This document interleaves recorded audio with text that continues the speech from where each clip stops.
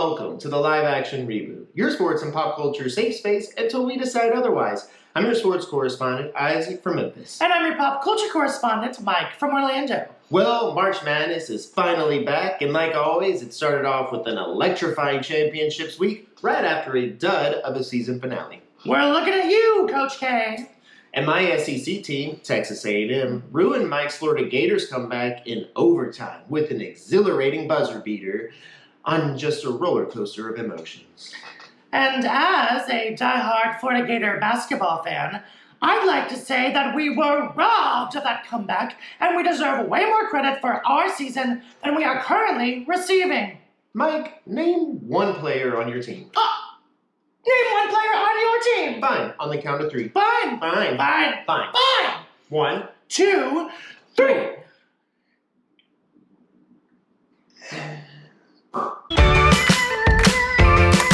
Welcome back, y'all. We are smack dab in the middle of award season, but with the Oscars still nowhere in sight, we're being forced to watch fill-in movies. But listen, not all these are bad films, but we do want to take some time to do a mini movie review montage to acknowledge all the films being released during award season to make as much money as they can, while the Oscar contenders go straight on to Netflix. The first movie I want to talk about is Moonfall, where the moon goes out of orbit and its past is not what we expected. But if you want to get down to the meat and bones of the plot, Halle Berry's in it. Next up is Scream. This fun and fresh take on a slasher classic proves to us that it's just as fun to watch Ghostface kill Gen Z teenagers as it was to watch him kill Jamie Kennedy. And of course, there's Jackass. It's the first installment of the franchise that we actually feel bad for Steve-O, because this time, he did the stunt sober. And last, but nowhere near least, is The Batman, where we get to watch a rich, privileged white man avenge the victims of a delusional and psychotic white man going around Gotham City killing, just wait for it, more privileged, rich white men. Hey y'all, I know March Madness is getting started and heating up, but that hasn't distracted me and Mike with how stupid our NFL teams have been. Mike's Dallas Cowboys are giving up on Amari Cooper to make sure they're never in serious contention for a championship. And my Tennessee Titans are sticking with Ryan Tannehill to make sure they accomplish the same exact thing. We now go to our live reaction when we saw it happen.